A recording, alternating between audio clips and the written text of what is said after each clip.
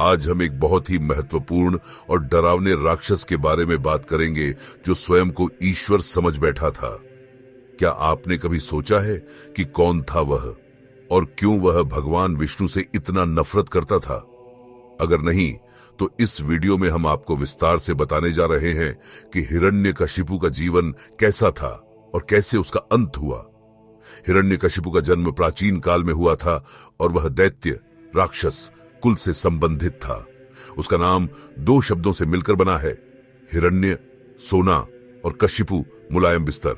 इसका मतलब था सोने जैसा मुलायम बिस्तर, और यह नाम उसे उसके माता पिता ने उसकी समृद्धि और सौम्यता के कारण दिया था। हालांकि वह भीतर से बहुत ही क्रूर और हिंसक था। हिरण्यकशिपु का भाई हिरण्याक्ष भगवान विष्णु से भिड़ने के बाद मारा गया था।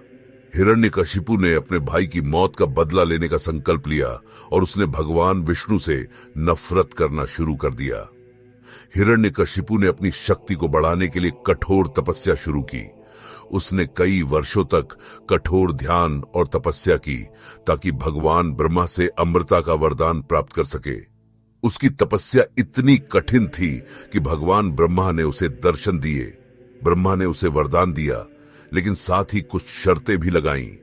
हिरण्यकशिपु ने ब्रह्मा से यह वरदान प्राप्त किया कि उसे किसी भी मनुष्य, देवता या राक्षस द्वारा मारा न जा सके। इसके अलावा वह न दिन में मारा जा सके, न रात में, न धरती पर, न आकाश में, न किसी अस्त्र से, न किसी शस्त्र से।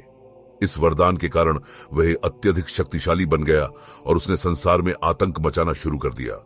अब हिरण्यकशिपु का मन पूरी तरह से भगवान विष्णु के खिलाफ भर गया था।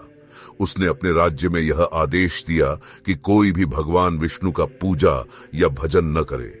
इस आदेश का उल्लंघन करने पर उसे कड़ी सजा दी जाती थी। हिरण्यकशिपु का अपना बेटा प्रहलाद था, जो भगवान विष्णु का भक्त था। प्रहलाद बचपन से ही भगवान विष्णु की पूजा करता था और भगवान विष्णु के मंत्रों का जाप करता था। यह बात हिरण्यकशिपु को बहुत नाराज करती थी। हिरण्यकशिपु ने अपने बेटे प्रहलाद को अपनी बात मानने के लिए कई बार डांटा और दंडित किया, लेकिन प्रहलाद का विश्वास भगवान विष्णु में कभी भी कमजोर नहीं पड़ा। उसने अपने पिता से कहा, भगवान विष्णु हर जगह हैं, हर दिल में, हर पत्थर में, हर स्थान पर। यह सुनकर हिरण्यकशिपु और भी क्रोधित हो गया। उसने प्रहलाद को कई तरह से सजा दी। उसे जला दिया, विष दिया, उसे बुरी तरह से पीटा, लेकिन प्रहलाद पर कोई असर नहीं हुआ। भगवान विष्णु की शक्ति ने हमेशा उसे बचाया। एक दिन हिरण्यकशिपु ने प्रहलाद से पूछा, क्या तुम्हारा भगवान विष्णु यहाँ है? प्रहलाद ने बिना डर के कहा, हाँ, वह हर जगह है। यह सुनकर हिरण्यकशिपु ने उसे चिढ़ाने के लिए भगवान विष्णु को एक पत्थर में देखने की कोशिश की। उसने कहा, क्या वह इस पत्थर में है? प्रहलाद ने जवाब दिया, आहा, वह इस पत्थर में भी है। यह सुनकर हिरण्यकशिपु ने उस पत्थर को तोड़ने के लिए हथौड़ा उठाया और तभी उस पत्थर से भगवान विष्णु का रूप प्रकट हुआ। भगवान विष्णु ने नरसिंह, आधि मानव, आधे शेर के रूप में अवतार लिया। नरसिंह अवतार ने हिरण्यकशिपु को पकड़ा और उसे अपनी गोदी में बैठाया, जो न तो दिन था, न रात, और न ही आकाश, न पृथ्वी, बल्कि वह भीतर एक द्वार के चौराहे पर था।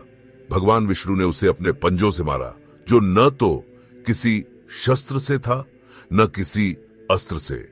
इस तरह से भगवान विष्णु ने अपने अवतार नरसिंह के रूप में हिरण्यकशिपु का वध किया और दुनिया को उसके आतंक से मुक्त किया।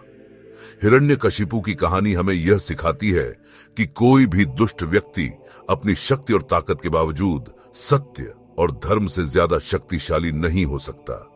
भगवान विष्णु ने हमेशा अपने भक्तों की रक्षा की, चाहे वह बच्चा प्रहलाद हो या कोई और।